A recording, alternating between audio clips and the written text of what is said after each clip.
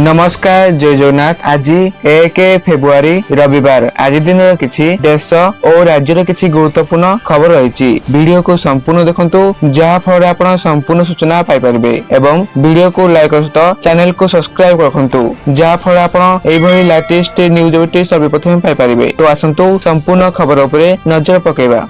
प्रथम सूचना रही फेब्रुआरी 1 तारिख रे केंद्रीय बजेट उपस्थापन हेबाकू थिबा बेले एवं शेयर बजार को टंका पर्यंत सबकिछि गुरुत्वपूर्ण परिवर्तनर सम्मुखीन हेउथिबा बेले देश पई बड़ आश्वस्तिकर खबर आसीछि। एही खबर भारत उपरे उच्च शुल्क लागू करथिबा अमेरिका राष्ट्रपति डोनाल्ड ट्रंप को अस्थिर करि पारे, किंतु यह चीन एवं पाकिस्तान भली देशमानक पई चिंता बढ़ाई पारे।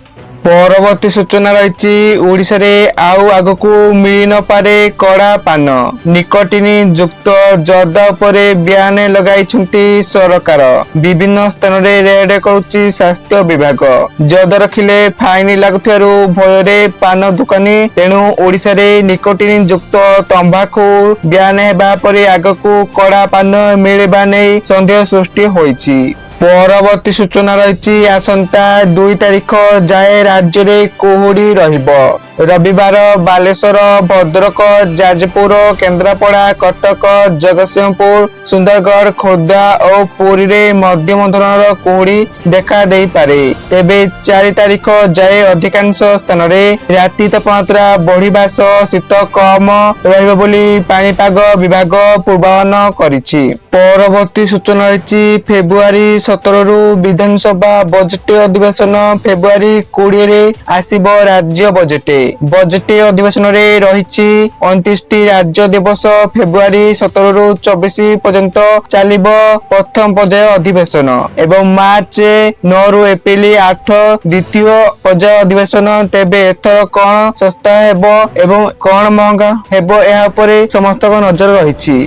परवर्ती सूचना रही सुना एवं रूपा दर रे बड़ पतन। 9600 कमिला 24 कैरेट सुना, लाख टंका रूपा सस्ता। राजधानी भुवनेश्वर रे 10 ग्राम पिछा 24 एवं 22 कैरेट सुना दर रे यथाक्रमे 11770 टंका एवं 10800 टंका वृद्धि घटिथिला। फळे उभय यथाक्रमे 1,63,850 टंका एवं 1,63,950 टंका रे पहुंचीथिला। अन्य प्रकार किलोग्राम पिछा रूपा 25,000 टंका बढ़ी होइथिला 4,25,000 टंका। क्रमागत भावे सुना दर रे वृद्धि देखा मिलुछि। यह बढ़िबार 3टी मुख्य कारण रहिछि। अमेरिका राष्ट्रपति डोनाल्ड ट्रंप को ग्रीनलैंड उपरे कब्जा करबा जिद एवं एही प्रसंग रे यूरोपीय देशगुड़िक को तारिफ धमक विश्व बजार रे अस्थिरता वृद्धि करिछि। परवर्ती सूचना रही इलेक्ट्रोनिक्स बस निर्माता कंपनी जेबीएम ऑटो लिमिटेड आज तार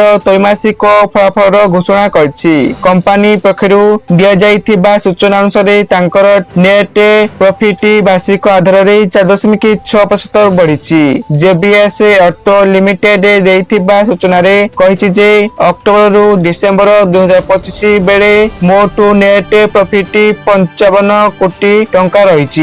परवर्ती सूचना बहुचर्चित पुलिस एसआई परीक्षा केलेंकारी मामला भुवनेश्वर स्वतंत्र सीबीआई कोर्ट रे विचाराधीन थिबा बेले मामलार तदंत करुवा सीबीआई ब्रह्मपुर आउ जणे परीक्षार्थी को डाकी जेरा करिछि। संपुक्त महिला जनक केंद्र सरकार गुरुत्वपूर्ण विभाग अधीन एक संस्था रे कर्मचारी थिबा जणा पड़िछि। परवर्ती सूचना शिल्प जिला अनुगुल रे का मेलाई चलछि कुष्ठ रोग। सरकारी स्तर रे व्यापक कार्यक्रम सत्वे कमुनी कुष्ठ पोषण। गला 9 मास मध्य 194 जन नूतन कुष्ठ रोगी चिन्हित होइछन्ति, जहाकी उद्वेगजनक संक्रमण दिग को सूचाउछि। जिलार प्रति 10,000 जनसंख्या रे 2 जन कुष्ठ रोगी थिबा स्वास्थ्य विभाग सूत्रରୁ सूचना मिलिछि।